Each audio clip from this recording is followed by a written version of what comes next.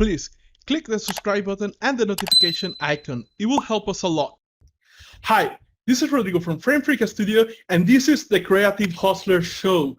Today, guest, I'm really happy to have here Irvine Mendoza. Now, he is an illustrator and a character designer who has worked in a lot of amazing projects. So just to give you an example of a couple of them, he has been designing characters from Dreamworks Animation TV. Also, previously, he worked in the Starburns Industries that produced the HBO show Animals. And also, he was working in Warner Bros. Animation on the production of Bunnicula and Be Cool Scooby Doo, which airs on Cartoon Network. Ivan has also been part of developing undisclosed projects for Warner Brothers that we cannot talk about, and Tom and Jerry as well. Pretty much he has worked on Fox, Nickelodeon, Titmouse, Social Gaming Network, and he has a lot of experience that he can help us with to navigate on how to become a better creative professional. So I'm really happy to have him here. And without any further ado, welcome, Ivan. Hey, Rodrigo. It's good to be here. Thanks for having me. So to get us started, and for the people who do not know about you, can you tell us a little bit more about your history? How did you get started into arts, and how did you choose to pretty much follow this path? How did I get started? I feel like I got started just like anybody else. Like I started drawing like at an early age, which is something that I hear almost often from anybody in the industry. I didn't really know exactly what it is that I wanted to do like at an early age, aside from just like, oh, I really love to draw. I totally thought I was going to actually be a businessman. At one point, I was actually a salesperson. In the time of actually being a salesperson, I was actually still continuously drawing over and over again, just at regular coffee shops. During that time, I actually wanted to go into animation, and so I hear a lot of stories about it either being really stable or really unstable. And then so that type of rumor that I heard was really like either pushing me away from wanting to do it or just kind of giving my all and just kind of going after it. And so after like years of actually just trying to figure out what it is I wanted to do, I finally just decided just to go ahead and go into animation. And then I started back in 2009 actually, and then so I left my sales career at the beginning of 2009, and then after that, shortly after, I got into animation. Nice. And coming back to this sales position, I have to, well, I think we kind of went a little bit worse here, because for me, I wanted to become more like an animator kind of stuff, but because of my country didn't have any resource where I could actually study that, I went a little bit into system engineer and then into business a lot, and now pretty much I came full circle starting a business doing animation. So in your case, I think I have found a lot of lessons in entrepreneurship and in sales, but in your case, what are the lessons or what are the principles that you have learned through your sales career that you feel that have helped you a lot now being a creative professional? I think when I was actually in sales and how it actually applies to what it is that I do now, I think if anything, what benefits it's given me is that I'm able to just like communicate, almost kind of like sell the idea of what it is that I can do, instead of just kind of like talking about it. And then so you kind of almost come off with a sense of confidence in what it is that you're trying to present and everything like that. And then so in that sense, I feel like it's a lot more, and so it's beneficial for me to be able to go ahead and do that just because of the sales experience that I had previously. Nice. Yeah, because I think, and this is something that I have found that has a lot of let's say, benefit or give you an insane advantage over other people. I Hmm. think that on this side, maybe Hollywood movies and all this kind of industry has invented uh, this archetype of the salesman who is like very sassy, very sneaky, that and that has created this image that when you talk to people, most people, no matter what industry they are in, they don't like the idea of selling. However, when I started learning about that and learning about the principles of selling, like it has nothing to do with, let's say, the Wolf of Wall Street, for example, and I never use any techniques like that. But if you know the basics of selling, it can give you a tremendous advantage over people who do not know the basics of selling. And I'm not even close to be like an amazing salesman or anything like it. But I do Hmm. feel that I'm doing much better than many of my friends who are putting their business inside the creative industry or outside even. And if they don't know these principles, I see them struggling, getting new projects, getting new jobs, things like that. On the other hand, I can see that this thing is useful for a lot of areas on life because it's about, okay, understanding the other person, what is the goal that they are trying to achieve, trying to put yourself as a solution to this goal. Like that is very different from the perspective of, oh, I'm going to manipulate this guy into hiring me or buying from me or something like that. Like it has nothing to do with that. And on that end, how do you think it has helped you to stand out from other creative people, like when trying to get projects, when trying to get jobs? Um, I don't know if it's actually given me the advantage to actually stand out. There's a lot of people that's out there that really don't need to do anything in regards to almost getting a job just because their artwork is just so phenomenal and all this other stuff. And then so, Yeah, I think in this industry that happens as well when it is easy in this industry for your work to speak for yourself, right? right. I mean, like when I was trying to get back into the industry along back in 2009, uh, I worked at Six Point and then I worked at Titmouse for a little bit of time. And then I had a little bit of time off. And in that time off, I was thinking to myself, oh, this is that part where it's completely unstable.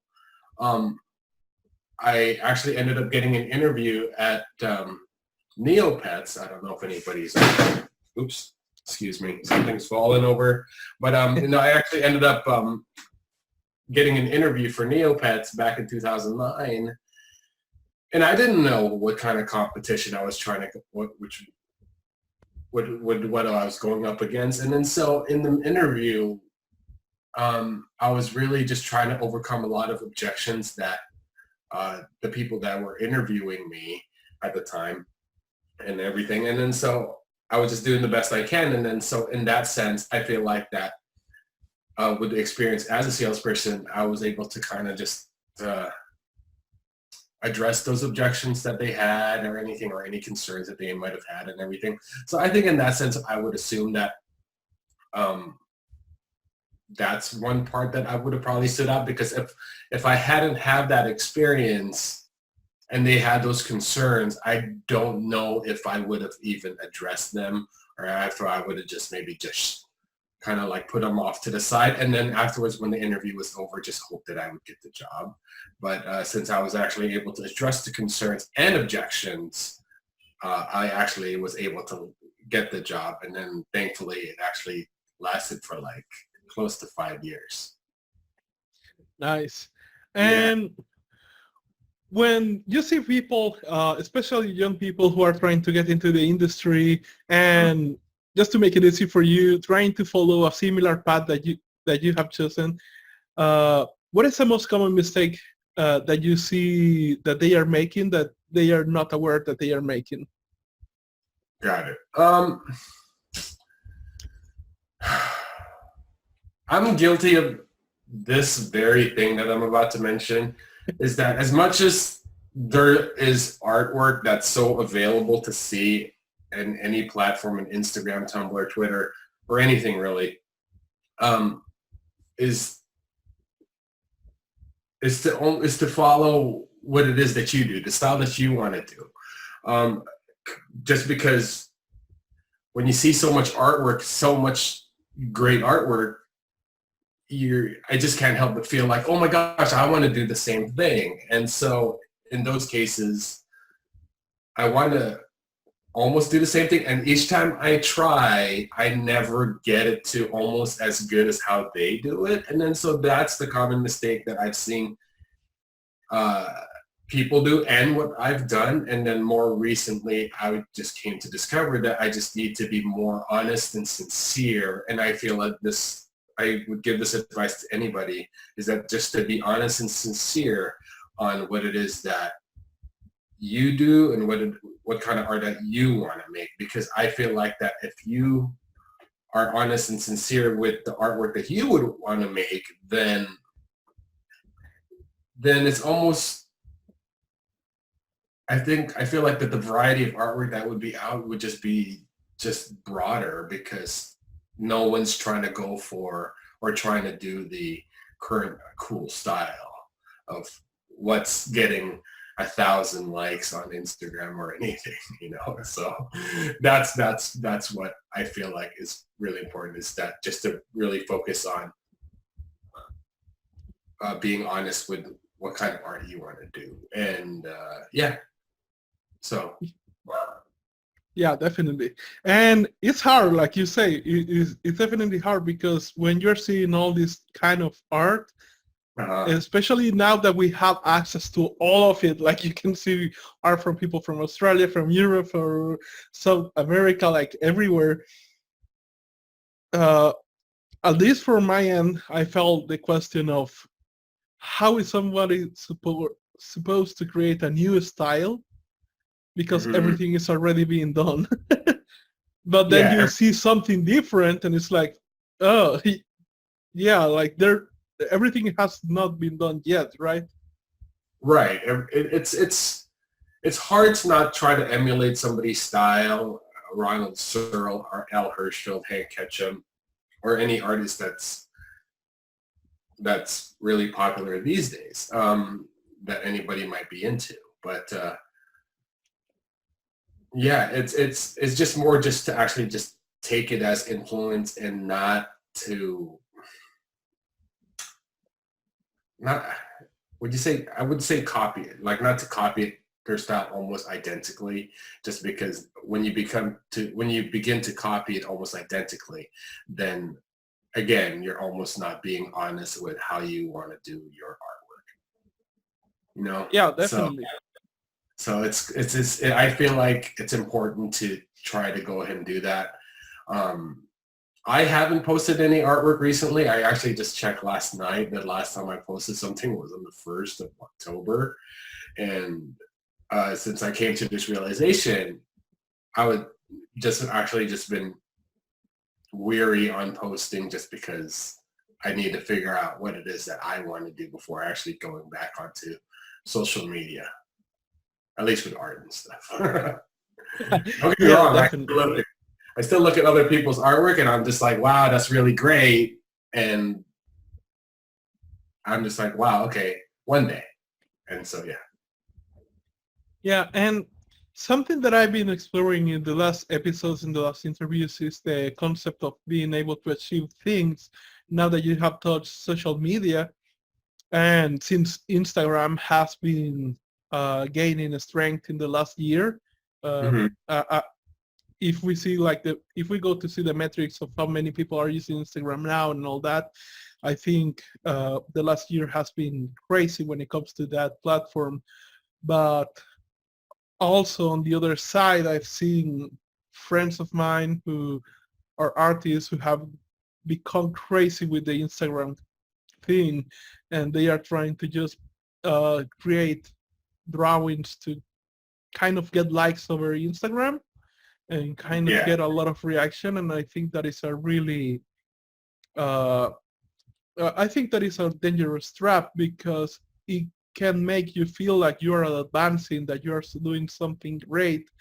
And of course, sometimes good things happens that way, because if you get enough followers, then you kind of maybe have the chance to get discovered or get some work for on your end. But on the most side, like if I talking with the people doing this show, talking with you, talking to many other artists, I see that most like almost 99% of the cases, you were able to get these jobs, you were able to get into these works because you applied to them. And I see, and this is something that I told my friends because they still think, I think there is this myth inside the creative industry that if you post enough work on the internet and things like that, somehow you're going to be discovered and get to work in these companies. And then I go to my friend, no, the people who has worked in these companies have, I know people who have applied 17 times to the same company, to the same position, and they were being saying no, not because they were not good enough artists, but because they didn't have, like the style that they had, didn't match any of the projects they were working at the moment. And once the company had a project that matched the style of these artists, they got accepted and started working there. But again, like I have talked to people who have applied 12 times, 15 times, 17 times to Disney, to Pixar, things like that, like year after year, year after year, and that's how they got in. And so far, of all the interviews that I have done, not just for this podcast, but for the summit as well, I have only met like 3 people who got jobs because they posted on Instagram. Mm-hmm. On the other side, I see like people who have huge followings, like hundreds of thousands of people, millions of people, and they have told me I haven't gotten a single job from the Instagram thing. Okay. On the other hand, on the other side, like they got the jobs because they apply. And I think that's getting trickier on Instagram, on the artist community, because many people have, well, you told me that you have taken some time off the social media game, and you are not the only artist who has told me that. Like Thomas Blueheart, he tells me that he goes into periods of time where he creates art that he promises himself that he's never going to post on social media. and, Right. and there is a lot of, I think there is an important message to leave out there, that Instagram and social media is not everything, right? It's, I guess after you mention it, I guess it's not, just because, I mean, I hear the same things where people are getting jobs through Instagram, and then, don't get me wrong, like when I see people do that, I'm like, wow, that's really awesome. And then so that almost encourages me to want to try to build to get enough followers, so hopefully that actually happens for me one day. But as hard as I try, sometimes it just doesn't work, and that's okay, because I don't want to do things for the wrong reason. And so if anything, it's more encouraging that if I were to post anything, that I would actually just kind of just keep everything to the artwork that I want to do. And then so hopefully if it shows that, okay, I know that I already said this a couple times, that as long as I'm being honest with the artwork that I'm posting, then yeah, then hopefully, recruiters or whomever it is that goes onto Instagram, just likes it and just kind of just naturally grows and stuff. And then when it naturally grows, maybe it will actually lead to a job opportunity. And if it does it, and if it doesn't, that's fine. I'm okay sticking to either just networking or just doing it the old-fashioned way by applying. Definitely. Yeah. And on your career, what was something that you never expected at all to come through, that did come through, and it's really important to know?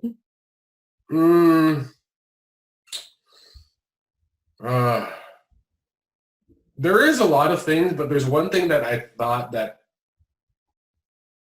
I didn't think was important, but it really is. When you actually start working, you begin to think like, okay, I've already finished all my schooling. I finished all the figure drawing, life drawing it is that I need to do, all the studying and all this other stuff.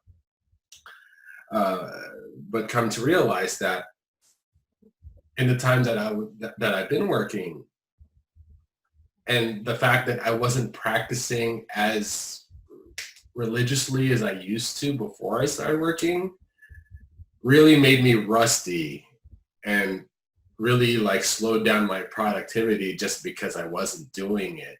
And then so when I saw people like, oh, I'm going to go to figure drawing class, I'm already going to go to life drawing class and all this stuff, I'd be wondering to myself, I'm like, oh, but you're already working and all this stuff. And then so more so recently, I feel like, or the thing that I actually discovered to be true is that you just need to consistently always be practicing or always just be drawing, just because if you want to stay on top of your craft, and that's something that you need to consistently do. And when I wasn't doing it, I was just like, my artwork looks like a bunch of scribbles that, and obviously at the end it always turned out okay, but during the process it was just making the designs either not to the best of its, but not to the best quality, but more so now after I've been actually practicing more, going back to drawing religiously just for myself instead of just work, has made my abilities actually a little bit better. Nice. So, yeah. Yeah, I think that is really important to know. On the other hand, what is something that you expected from the very beginning that was going to be true, and it's really important to know being a creative professional? From the very beginning? Yeah. Like, can you elaborate on it? Can you elaborate on the question? So, for example, I have these moments when I was starting entrepreneurship, the company and all that, where I thought about things that I thought were going to be important, but weren't in the end. On the other hand, there were things that I was thinking that they were going to be important, and they actually turned out to be important, but they even had more weight than what I expected. So what is some principle of knowledge that you were expecting to be pretty important in your career that ended up to be coming through, and that now that you know that it maybe is even more important than you initially thought?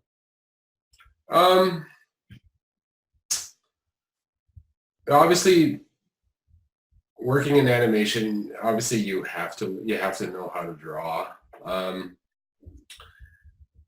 So that the technicalities of drawing is something that I feel like you should have a good grasp of, because there's two things, right? So there's two things.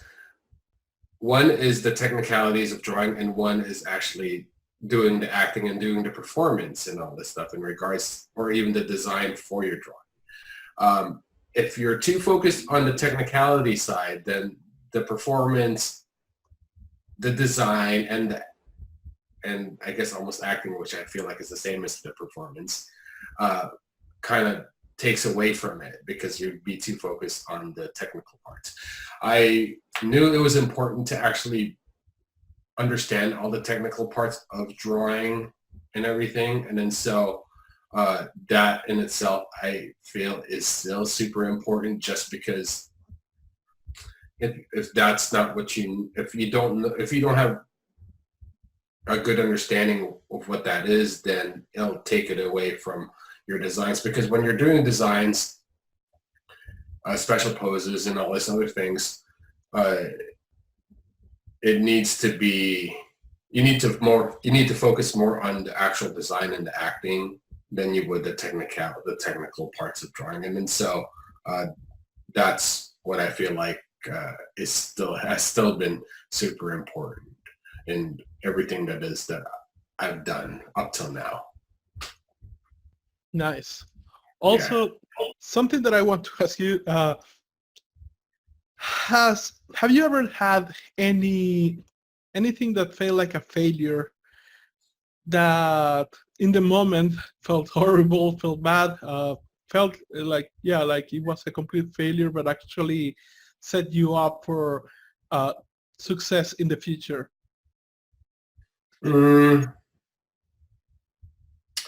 I don't think I've ever had like a favorite failure in my life. I don't think anybody really has. I mean, I've gotten bad grades in school, but like when it came to like art and everything, I think it was fine. But all joking aside, failing, I feel like failing. Failing is rough in every sense of the word. I think it's more how you come out of your failure. If you don't come out of your failure learning anything, then I feel like that you'll kind of almost consistently fail at that one thing over and over again until you actually learn your lesson. And then so in certain cases, I'm not going to name any particular times on what it is that I did fail, just because it's nothing too pleasant to talk about. That if I hadn't learned from those experiences, then I feel like that I wouldn't be, how would you say? I wouldn't be either as hardworking or as disciplined to try to get to what my goal would be. More recently, I was trying to figure out what my goal was, and then so there was times where I just wasn't really sure. And as I mentioned earlier, I actually took a trip to San Francisco recently just to try to figure that out, just to kind of just have some me time and to just try to refocus on what it is that I wanted to do, just because sometimes you need to kind of step back in everything that you're doing before proceeding, because if you just proceed without knowing, then sometimes that in itself can lead up to failure. And you just want to either just try to avoid it as much as possible, or if you do fail, don't look at it as a negative. Just take it as a learning experience. And if it's taken as a learning experience, it kind of sometimes works to your advantage later on. And that's what I found it's been most helpful for me, is that as often as I've failed, and it's sucked every time, it's looking back, it's been beneficial now. So am I glad that I had those failures? Yes and no. No, obviously, because failing's not a great feeling, but yes, I'm kind of glad I did, because if I didn't have those failures, then I wouldn't be who it is I am now. Definitely. And in those moments, I assume that looking at your schedule, trying to get into this interview was really hard because you have been very, very busy. But on that level of work, I think all of us feels a little bit overwhelmed, a bit burned. I'm just coming out of a massive burnout that I had a couple of months ago. And so whenever you feel overwhelmed or unfocused, what do you do to get back to your center? Oh, man. Let's see. I was told this early on, but at the time when people would tell me what you would do when someone would either feel overwhelmed or unfocused, I totally thought it was the complete opposite, because I didn't think it would actually work. But the thing that I feel has worked, and I came to realize is true, is to either just exercise or even just take walks,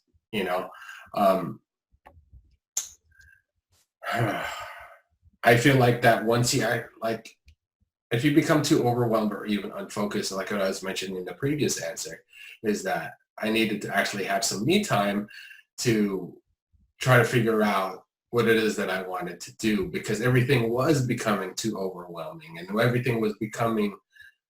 was becoming so unfocused on what it is that I wanted to do that the simple walk or the simple exercise wasn't doing it for me. And so, but in smaller cases, I feel like that's really important. I know even to now, I should still be exercising more, even if I'm not overwhelmed or unfocused, but that's completely aside the fact.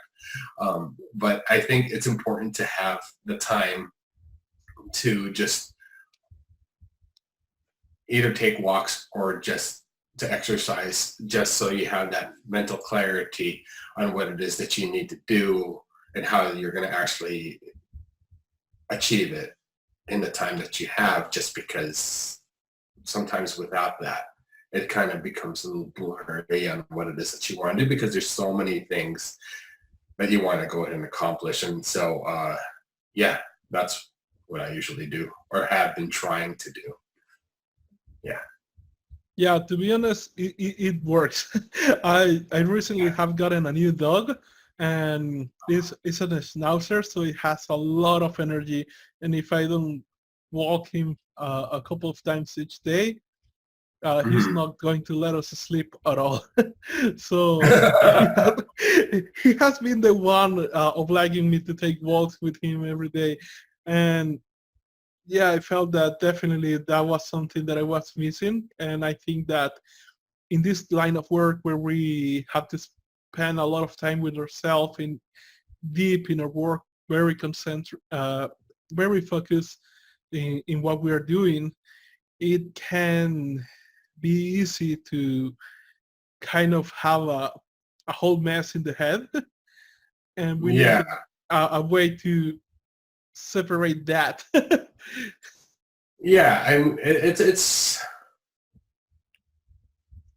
I since it's just such a creative field, and I feel like that you can get in your own head, like a lot of the times, just because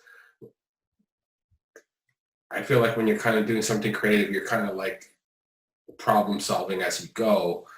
And then so if you actually don't take the time out to kind of detach yourself from it, then it kind of becomes a little overwhelming or just unclear, because you're just like, okay, it becomes just a little bit too much. And so, yeah, I like exercising and or just taking walks.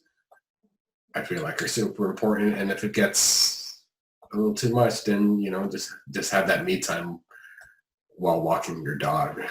Yeah. Yeah. Definitely. And if you were to meet like a young, driven, talented student who is about to get, let's call it, into the real world, and what advice would you give that person, and what advice should they ignore? Mm, mm. What advice would I give them? And what advice should they ignore? um, I think it's important to actually be that you have to stay honest, and you have to stay humble. You could be like working on so many cool projects, and you just be like, yeah, I worked on this project. Yeah, my name is on the credits on that show because it was so cool and everything, and I'm become super, super proud of it.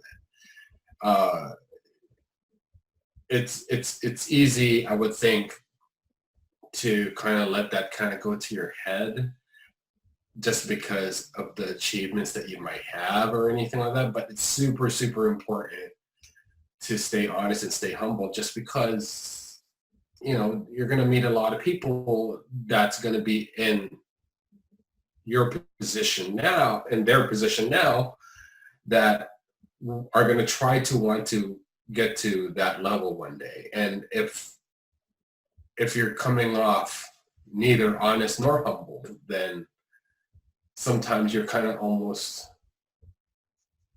not pushing people away, but almost kind of like, I'm trying to think of the word, not encouraging them to actually want to go ahead and do what they want to do. So if you're actually staying honest and stay humble, then you're like, oh my gosh, this is like the nicest person. Hopefully him and I, or her and I, could get to work together one day. And then so I feel like that in itself is super important. And as for any advice they should ignore, I don't think there is any. I can't think of anything in regards to advice that you should ignore. Yeah, I don't think there is any, at least not from me. Or either that, or I've taken every advice that I've been given and I've never ignored one. Nice to know. And in the last 5 years, has there been any new belief, behavior, or any new habit that you have taken that you feel that has improved a lot on your life? It can be in a professional way, it can be on a more general way. That is up to you. In the last 5 years? Yeah. In the last 5 years, a lot of things happened. Let's think. Because right now it's 2019. I actually, the last 5 years, anything that's important. Let me see. Gosh. The last 5 years, what is there any new habit or behavior? Behavior or belief, mindset that you have taken? I've only started working professionally as a character designer for the last 5 years, and so a lot of things actually has changed. I mean, before that, I was actually at Neopets for 5 years prior, and so the transition from that to what it is I'm doing now is a completely different mindset, because before it was more just for like online games and things like that. And so going into character design, which is something that I've originally wanted to do for the longest time, the focus on how to do the job, I feel, is so different than what it was before, that that it's important to actually just notice the details that's around you, trying to observe life and everything like that, and try to almost figure out why things are the way that they are and things like that. And then so I know this might be completely off subject, but I usually like to try to understand why almost life is the way it is. I'm a big history person. Like when I'm either just not doing artwork, I'm always watching historical documentaries and stuff like that. And then so those are the things that I usually like to do, just because sometimes I'd like to understand, just because sometimes I wanted to just try to understand the history from before that hopefully will affect my work now, because sometimes if you understand why things are the way that they are now, then sometimes in more recent cases, I feel like has been more helpful. So not just like, oh, I'm going to go to a coffee shop and just draw a bunch of people. And don't get me wrong, that's great and everything, but I feel like if you actually just do a little bit more research and everything like that, I feel like it becomes more helpful. And also, I think it adds some depth to the work that you do. So, for example, I was reading The Graveyard Book by Neil Gaiman, and there were so many tiny details there that made me realize, like, damn, this guy really knows his history, because the setting was a graveyard. There were a lot of people who have died in many eras in England, and there were so many moments in that book in that when they were going into a character inside the graveyard, that made me think, like, yeah, this guy has really made his research. I didn't have any idea that this was something that happened in that time or something like that. And I have seen that in many cases for artists, knowing their history has definitely helped them to add more depth to their work. So I think that is a good point that you have wrote there. So yeah. And talking back to this thing where you say that you want to understand why things are now the way they are and things like that. coming back to that is, what opportunities or what resources are there now that they didn't exist when you started your career? Social media. Yeah, that I feel like is the biggest thing that I felt like wasn't before. I remember the time when I was originally trying to get into animation. I would always be carrying around a big old suitcase type of portfolio and everything like that. And then that's how you'd actually present your work, all in paper, all almost originals and stuff. And sometimes you'd have to like leave this portfolio at studios and hope that, they call you back. But the fact that, that there's all the social media that's available and everything like that, that's out where you could actually just consistently post artwork, just kind of almost shows you progress. I feel like it's a huge advantage of what it used to be before. And so, yeah, I feel like that in itself is a really great way to kind of just put yourself out there as opposed to kind of almost just carrying around like a paper portfolio and hoping that you actually get a call back one day. Yeah, definitely. I had in this interview with Brian Ayer.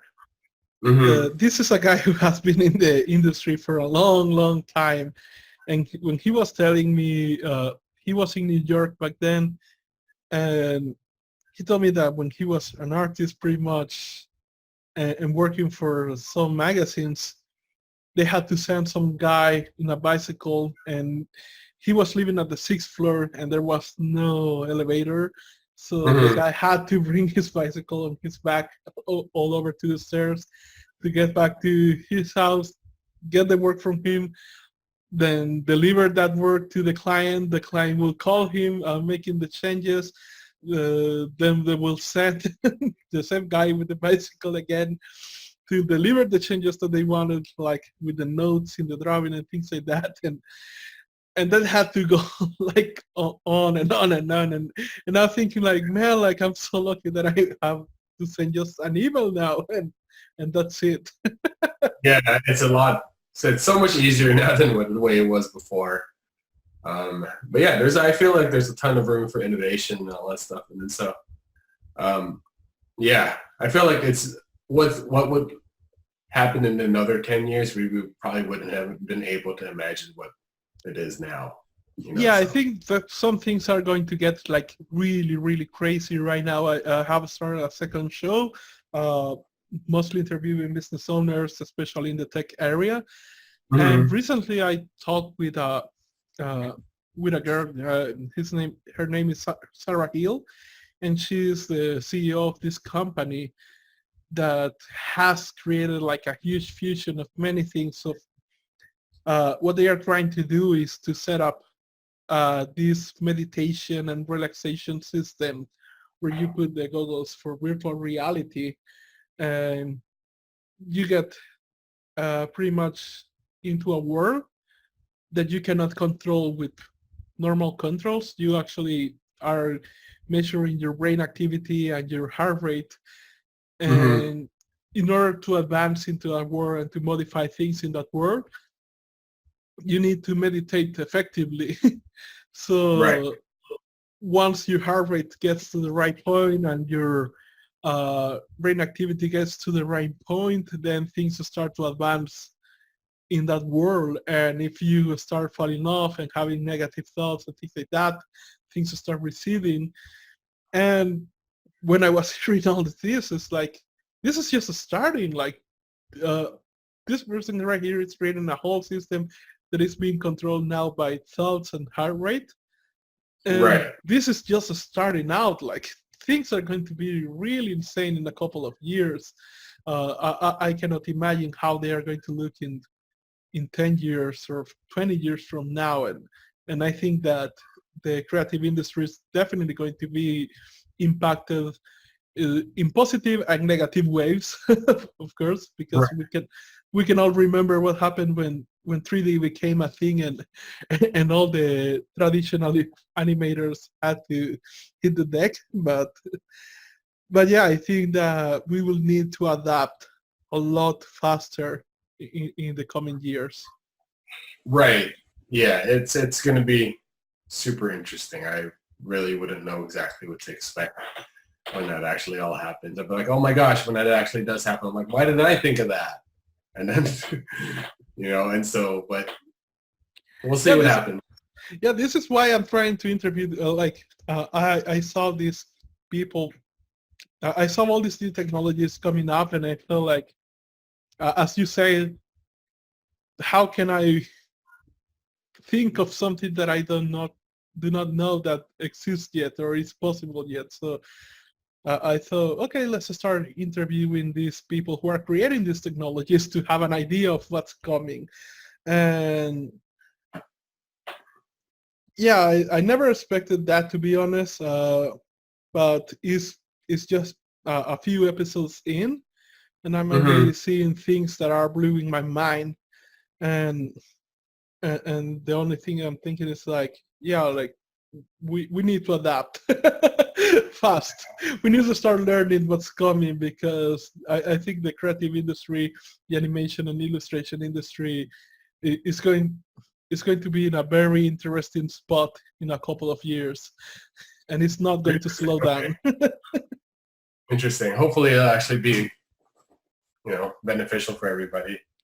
Yeah, I think, again, I can see ways in which is going to be amazing.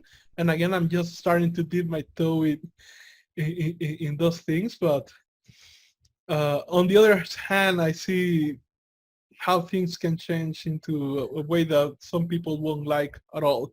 But only time will tell. Exactly.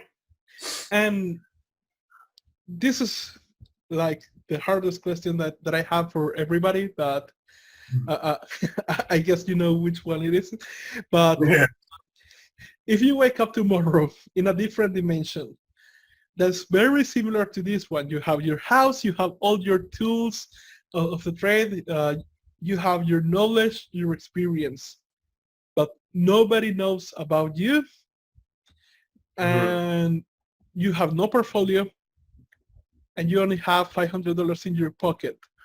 What do you do to get back to this point, professionally speaking, as soon as possible? Would I've already done all my artwork already? Or no, you have no portfolio, but you have your knowledge, you have your skills, you have your tools. Oh my gosh. For $500, what I would do? I mean, we're in November now. Let's just say, hypothetically, if that was the case, I would try to, with all like just the fact of surviving aside, like, oh, I need to eat and all this other stuff, with that all aside, and just using the $500 primarily just to try to get back into my position now. Yeah, I think I'm going to be modifying this question. I would actually buy like. I think I'm going to be modifying this question for people in California, because it's really expensive there. Yeah, it's really expensive here. I wouldn't eat for the next 7 months and just use the $500 for like maybe a table at a convention, and say if the convention was like 6-7 months away, then I would really just kind of like buckle down and just kind of just do the best artwork I can. And in the time being, I would actually just be posting it on social networks, and then just try to create some sort of presence. And then from there, after doing all that artwork, then I would actually be ready for the convention. And then from there, hopefully get back into where I am now, at least try to keep that momentum up. And then I feel like, that you can do a lot with little time. So, yeah. Yeah, I think I'm going to modify this question, because I have seen how things the price of things have been spiking in California. Yeah, it really is. I made this question to a guy who lives in Spain, and he started describing all the things that he will be able to do with this $500. Right. And then we have to go into the point that, okay, yeah, if you're outside of California, $500, you can do a lot with it. Right, exactly. And is there any last advice that you would like to give that we haven't talked yet into this interview yet, and do you think it's important to talk to?